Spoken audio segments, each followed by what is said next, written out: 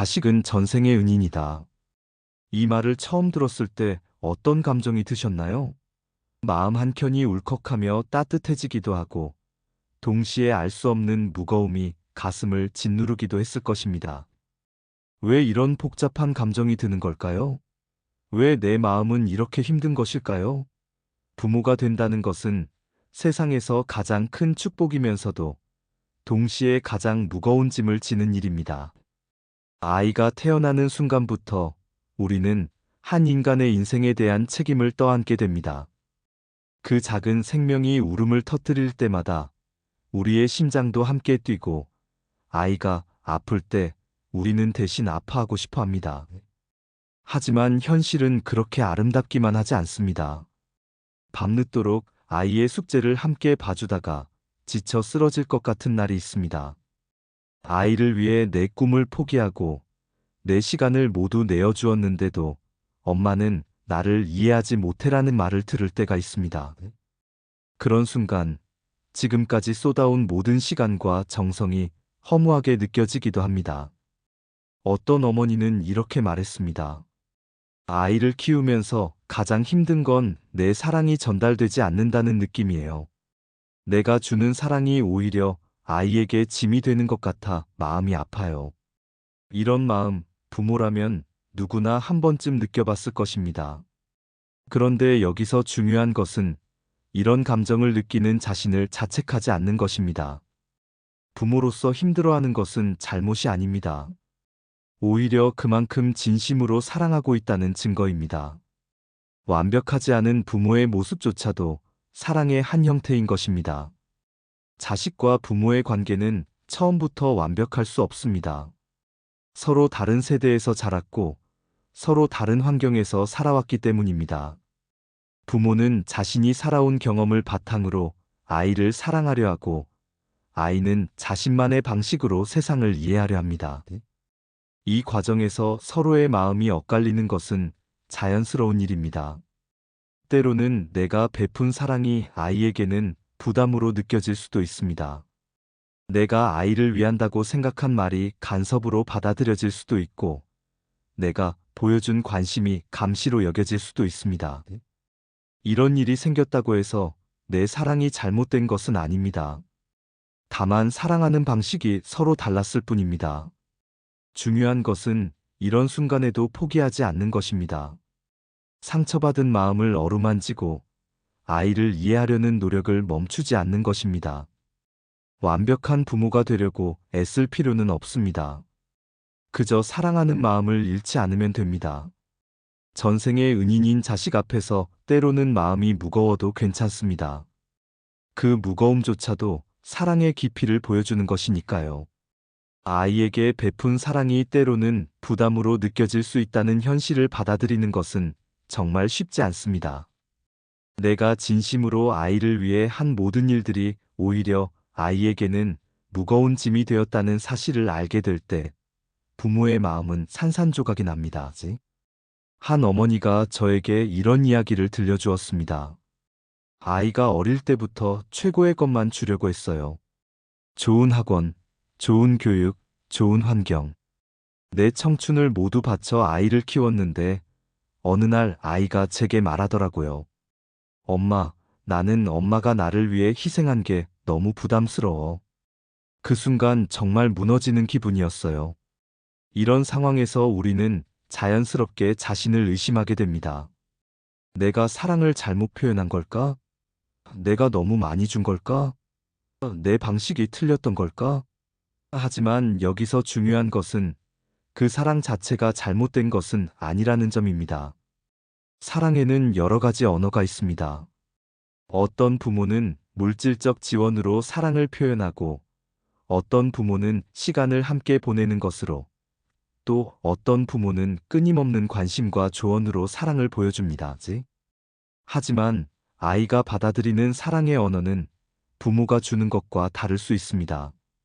예를 들어 부모는 좋은 것을 사주는 것이 사랑이라고 생각하지만 아이는 함께 시간을 보내는 것을 더 큰 사랑으로 느낄 수 있습니다. 부모는 미래를 위한 조언을 사랑으로 표현하지만 아이는 지금의 모습을 인정해주는 것을 더 간절히 원할 수 있습니다. 이런 차이가 생기는 것은 자연스러운 일입니다. 우리는 서로 다른 시대를 살아왔고 서로 다른 가치관을 가지고 있기 때문입니다. 부모는 자신이 어렸을 때 부족했던 것을 아이에게 채워주려 하고 아이는 지금 이 순간의 자신을 이해받고 싶어 합니다. 그렇다면 이런 상황에서 우리는 어떻게 해야 할까요? 먼저 상처받은 마음을 돌아봐야 합니다. 아이가 내 사랑을 부담스러워한다는 말을 들었을 때에 그 아픔을 인정하고 받아들여야 합니다. 그 상처는 사랑했기 때문에 생긴 것이니까요. 그 다음에는 아이의 입장에서 생각해 봐야 합니다. 아이가 부담스러워하는 것은 내 사랑 자체가 싫어서가 아닙니다. 다만 그 사랑이 자신이 원하는 방식과 달라서 무겁게 느껴지는 것일 수 있습니다. 아이도 사랑받고 싶어 하지만 자신만의 방식으로 사랑받고 싶어 하는 것입니다. 이런 깨달음이 생기면 미안함과 함께 연민의 마음이 생깁니다. 아, 이 아이도 나름대로 힘들었구나. 내가 좋은 뜻으로 한 일이지만 아이에게는 부담이 되었구나. 이런 이해의 마음이 생길 때 우리는 다시 사랑을 이어갈 수 있는 힘을 얻게 됩니다. 사랑의 크기와 방향이 서로 달라 오해가 생긴 것뿐입니다. 중요한 것은 그 순간에도 서로를 이해하려는 마음을 잃지 않는 것입니다. 상처 속에서도 연민과 미안함을 발견할 때 우리는 더 성숙한 사랑을 배우게 됩니다. 아이에게 베푼 사랑이 때로는 부담으로 느껴질 수 있다는 현실을 받아들이는 것은 정말 쉽지 않습니다. 내가 온 마음을 다해 아이를 위해 한 모든 일들이 오히려 아이에게는 무거운 짐이 되었다는 말을 들을 때 부모의 마음은 깊은 절망감에 빠집니다. 한 어머니는 평생 아이를 위해 노력했지만 아이에게서 돌아온 반응이 마음을 찢는 듯 했다고 털어놓았습니다. 아이가 대학생이 되어서야 제게 이렇게 말하더라고요. 엄마, 나는 엄마가 나를 위해 포기한 것들이 너무 부담스러워. 엄마의 희생 때문에 내가 행복해져야 한다는 압박감이 커. 그 순간 정말 무너지는 기분이었어요. 이런 말을 듣게 되면 자연스럽게 자신을 의심하게 됩니다. 내가 사랑을 잘못 표현한 걸까? 너무 많이 주려고 했던 걸까? 내 방식이 아이에게 상처가 된 걸까? 하지만 여기서 가장 중요한 것은 그 사랑 자체가 잘못된 것이 아니라는 점입니다. 사랑에는 여러 가지 언어가 있습니다. 어떤 부모는 물질적인 지원으로 사랑을 표현하고 어떤 부모는 시간과 관심으로 또 다른 부모는 끊임없는 격려와 기대로 사랑을 보여줍니다. 하지만 아이가 받아들이고 싶어하는 사랑의 방식은 부모가 주는 것과 다를 수 있습니다. 예를 들어 부모는 좋은 것을 사주는 것이 사랑이라고 생각하지만 아이는 그냥 함께 있어주는 것을 더 원할 수 있습니다. 부모는 미래를 위한 투자와 교육을 사랑으로 여기지만 아이는 지금 이 순간의 나를 인정해주는 것을 더 간절히 바랄 수 있습니다. 더욱 복잡한 것은 시대적 차이입니다. 부모 세대가 어렸을 때는 부족함 속에서도 가족이 함께 버텨내는 것이 사랑의 표현이었다면 지금 아이들은 개인의 선택과 자유를 더 중요하게 생각합니다. 부모는 내가 못해본 것을 너는 다 해보길 바란다는 마음으로 많은 것을 제공하지만 아이는 그것을 내 의사와 상관없이 부모의 욕망을 강요받는 것으로 받아들일 수 있습니다. 그렇다면 이런 상황에서 어떻게 해야 할까요? 먼저 상처받은 자신의 마음을 돌아봐야 합니다.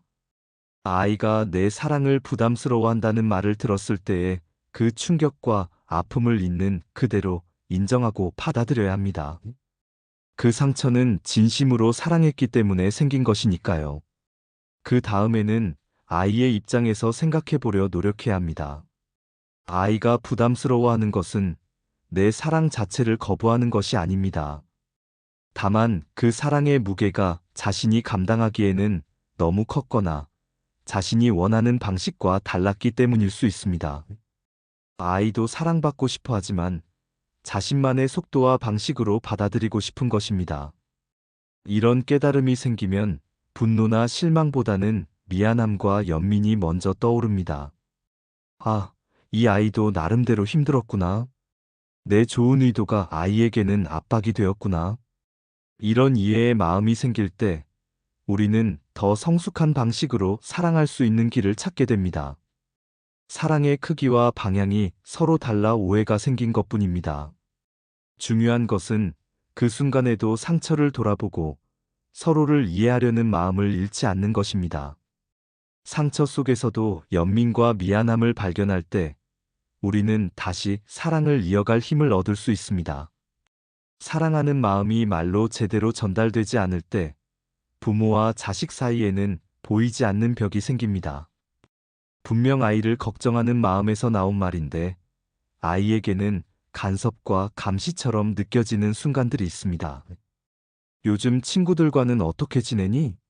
라고 물었을 뿐인데 왜 자꾸 캐묻냐는 반응이 돌아오고 공부는 잘 되고 있어? 라는 관심이 또 공부 이야기냐는 한숨으로 받아들여집니다. 이런 경험이 반복되면 부모는 점점 말을 꺼내기 두려워집니다.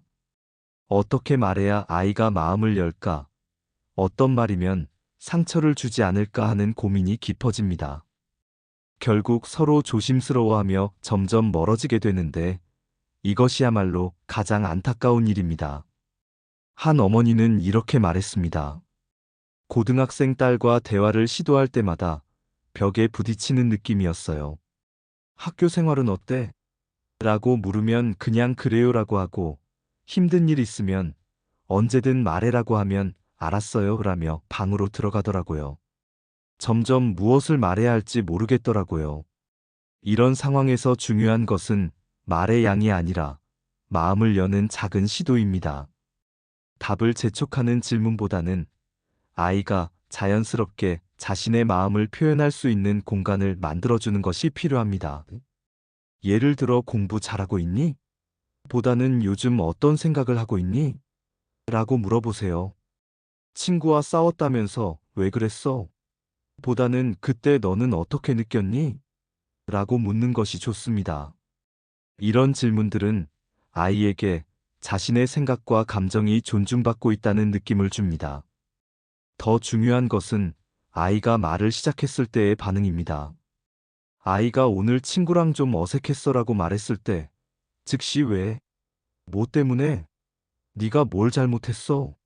라며 캐묻지 마세요. 대신 그랬구나. 기분이 안 좋았겠다라고 먼저 아이의 감정을 인정해 주세요. 그 다음에 더 말하고 싶으면 들어줄 수 있어라는 태도를 보여주는 것입니다. 경청의 힘은 생각보다 큽니다. 아이가 이야기하는 중간에 조언을 하고 싶은 마음을 참고 끝까지 들어주세요. 그래서 어떻게 했는데?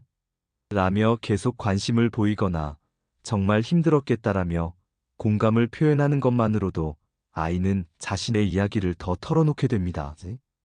때로는 침묵도 대화의 일부입니다. 아이가 힘든 이야기를 하다가 말을 멈췄을 때 왜 말 안 해? 라며 재촉하지 말고 기다려주세요. 괜찮아. 천천히 해도 되라는 마음으로 침묵을 견뎌내는 것이 필요합니다. 듣는 침묵이 때로는 많은 말보다 더 깊은 다리가 되어줍니다. 타이밍도 중요합니다.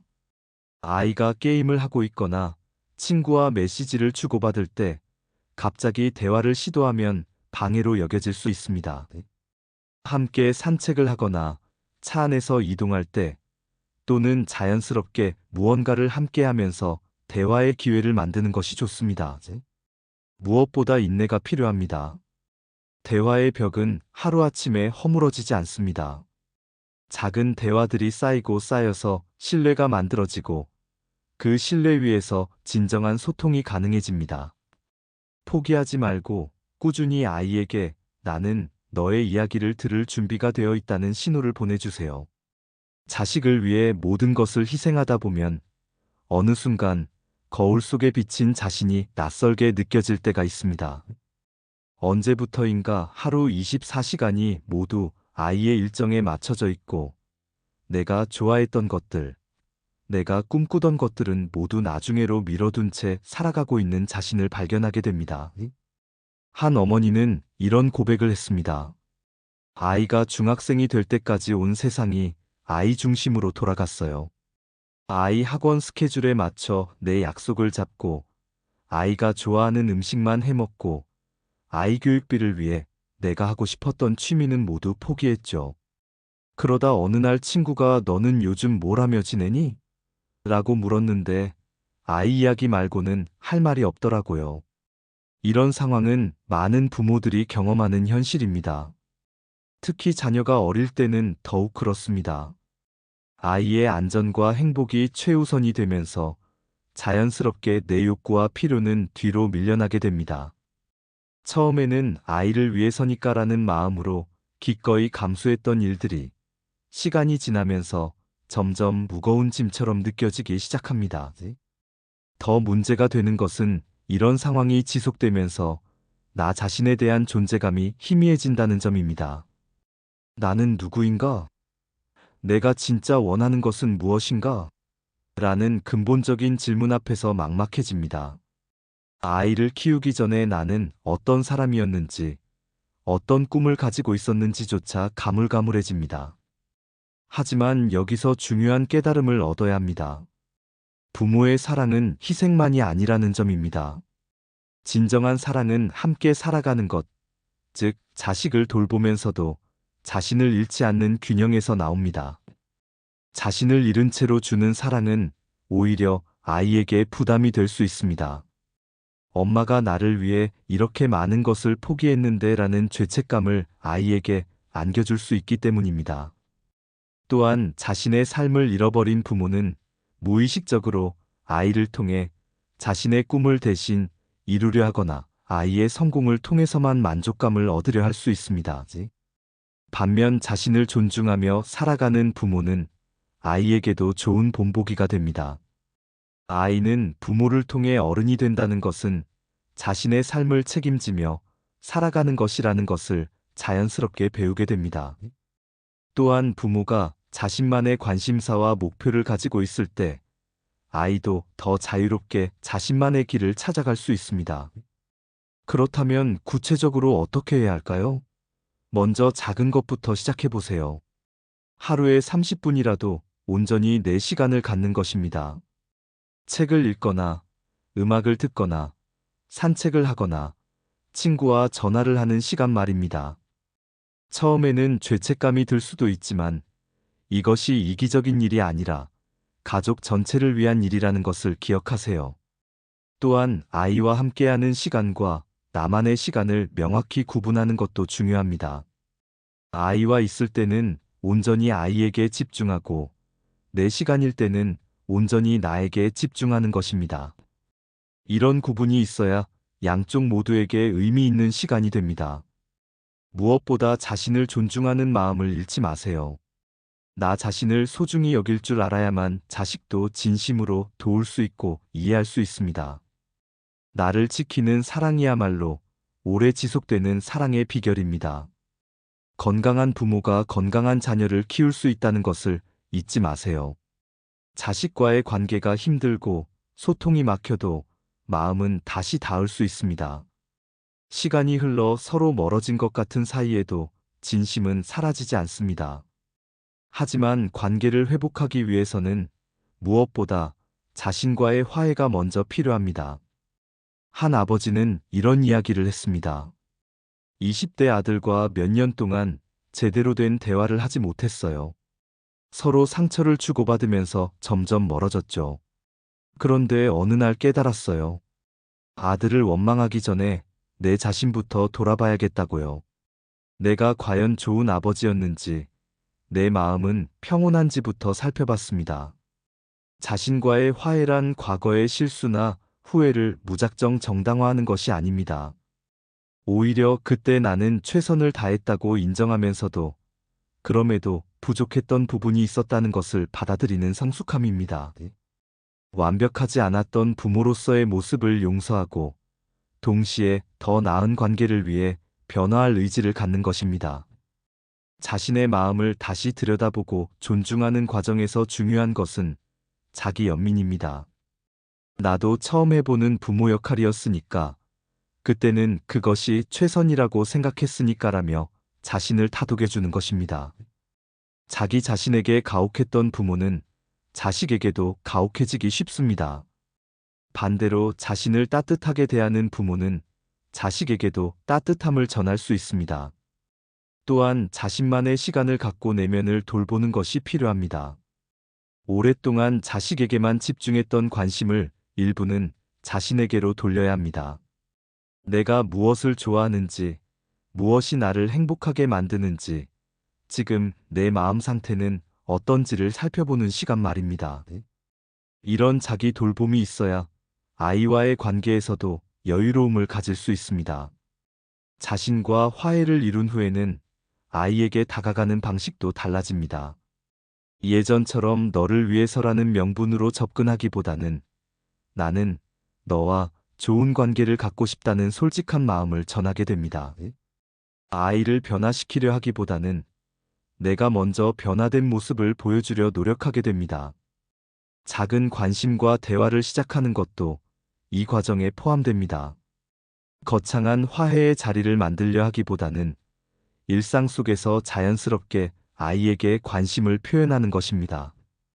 요즘 어떻게 지내? 같은 단순한 질문이지만 예전과 다른 마음가짐으로 묻는 것입니다. 답을 강요하지 않고 아이의 반응을 있는 그대로 받아들이려는 열린 마음으로 말입니다. 때로는 직접적인 사과도 필요할 수 있습니다. 그때 내가 너를 이해하지 못해서 미안했다. 내 방식이 너에게 부담이 되었다면 정말 미안하다는 진심 어린 사과 말입니다. 하지만 이런 사과도 아이의 용서를 얻기 위해서가 아니라 자신의 마음을 정리하고 새로운 관계를 시작하기 위해서 하는 것입니다. 관계 회복은 하루아침에 이루어지지 않습니다. 오랫동안 쌓인 상처와 오해를 풀어가는 데는 시간이 필요합니다. 자식과 나 모두에게 상처와 외로움이 있겠지만 이해와 기다림 속에서 사랑은 다시 흐르기 시작합니다. 중요한 것은 결과에 집착하지 않는 것입니다. 아이가 당장 마음을 열지 않더라도 내가 변화하려고 노력하는 그 자체에 의미를 두어야 합니다. 진심은 시간이 지나면 전해지게 마련입니다. 나를 돌아보며 작은 관심과 대화를 시작하는 순간 관계는 새롭게 열리기 시작합니다. 정약용의 마지막 당부. 자식은 전생의 은인이라 라는 말을 들으면 처음에는 의아할 수 있습니다. 자식 때문에 힘들어하는 부모들이 어찌 이 말에 공감할 수 있겠습니까? 하지만 18년의 유배 생활을 통해 제가 깨달은 것은 이것입니다. 자식은 우리에게 가장 큰 선생님이라는 사실입니다. 자식을 통해 우리는 무조건적 사랑이 무엇인지 배웁니다. 내가 주는 만큼 돌려받기를 기대하지 않는 사랑, 상대가 어떤 모습이든 받아들이는 사랑 말입니다. 자식을 통해 우리는 인내를 배웁니다. 같은 말을 수백 번 해도, 같은 실수를 반복해도 포기하지 않고 기다리는 법을 배웁니다. 자식을 통해 우리는 겸손을 배웁니다. 아무리 많은 것을 안다고 생각해도 이 작은 존재 앞에서는 초보자가 될 수밖에 없음을 깨닫습니다. 자식을 통해 우리는 성장합니다. 나 혼자였다면 절대 마주하지 않았을 상황들, 나 혼자였다면 절대 극복하지 못했을 어려움들을 겪으며 더 큰 사람이 됩니다. 그러므로 자식이 전생의 은인인 이유는 이것입니다. 자식이 우리를 완전한 인간으로 만들어주기 때문입니다. 자식이 없었다면 우리는 평생 모르고 지냈을 사랑의 깊이, 희생의 의미, 기다림의 가치를 알게 해주기 때문입니다. 물론 그 과정이 쉽지만은 않습니다. 때로는 상처받고, 때로는 지치고, 때로는 원망스럽기도 합니다. 하지만 그 모든 과정이 우리를 더 성숙한 사람으로 만들어줍니다. 기억하십시오. 자식과의 관계가 힘들 때도 그 관계 자체가 여러분을 성장시키고 있습니다. 완벽한 부모가 되려 애쓰지 마십시오. 그저 진심으로 사랑하고 꾸준히 배워가는 부모가 되십시오. 자식은 우리의 소유가 아니라 하늘이 잠시 맡겨주신 귀한 존재입니다. 그들을 통해 우리가 더 나은 사람이 될 수 있다는 것, 그것이야말로 가장 큰 은혜가 아닐까요? 자식이 전생의 은인인 진짜 이유는 그들이 우리를 진정한 어른으로 만들어주기 때문입니다. 오늘의 이야기는 여기까지입니다.